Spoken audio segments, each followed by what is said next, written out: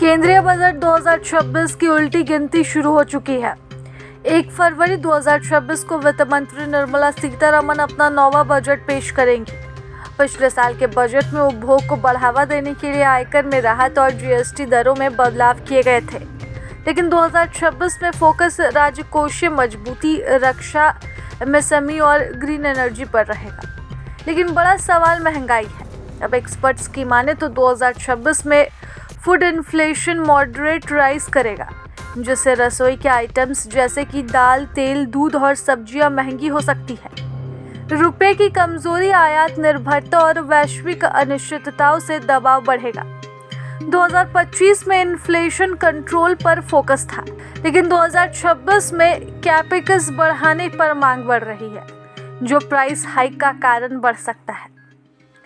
Budget 2026 में सरकार की प्राथमिकताएं राजकोषीय अनुशासन, सेक्टर लेड इन्वेस्टमेंट और टैक्स एंटिटी पर होगा। डेलॉयट और ईवाई जैसी एजेंसियों की माने तो कैपेक्स बढ़ेगा, जो कि इंफ्रा और एमएसएमई को बूस्ट करता है, लेकिन उसका साइड इफेक्ट महंगाई हो सकता है। रुपए का अवमूल्यन यानी कि डॉलर के मुकाबले उसकी कमजोरी आयातित सामानों जैसे कि खाद्य तेल और दाल को महंगा कर सकता है। आईसीआर का अनुमान है कि सीमेंट जैसे आइटम 6 से 7% तक महंगे हो सकते हैं, जो कंस्ट्रक्शन और हाउसिंग को सीधे तौर पर प्रभावित करेंगे। 2025 बजट में इन्फ्लेशन 1.61 से 2.07% तक रहा, जो रिकॉर्ड लो था, लेकिन 2026 में फूड इन्फ्लेशन 2 से 4% तक बढ़ सकता है, क्योंकि डिफ्लेशन यानी कि महंगाई की कमी का दौर खत्म हो रहा है। क्रिसल के डीके जोशी कहते हैं कि जीएसटी कट्स, लो इन्फ्लेशन और आईटी राहत से घरेलू खपत बढ़ेगी, लेकिन ग्लोबल स्टॉर्म यानी कि महंगाई लेकर आएगा। लेमन मार्केट्स में कहा गया है कि इंटरेस्ट कॉस्ट बजट का बड़ा हिस्सा है, जो ग्रोथ को रोक रहा है।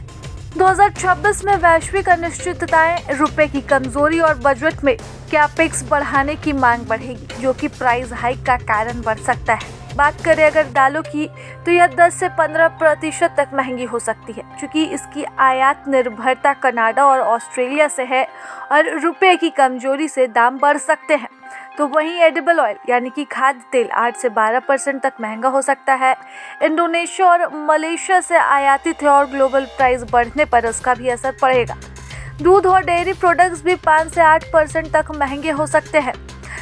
फीड कॉस्ट बढ़ने से इस पर असर पड़ सकता है। तो वहीं सब्जियों और फल भी 15 से 20% तक महंगे हो सकते हैं। मौसम अनिश्चितता और ट्रांसपोर्ट कॉस्ट के कारण इस पर असर पड़ सकता है, जबकि चावल और गेहूं 4 से 6% तक बढ़ोतरी हो सकती है। चीनी और मसालों में भी 5 से 10% की बढ़ोतरी ग्लोबल कमोडिटी प्राइस के असर को देखते हुए किया जा सकता है।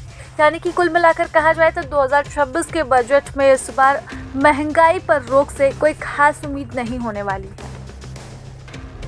प्रभातखबर.com, विश्वास वही, रफ्तार नहीं।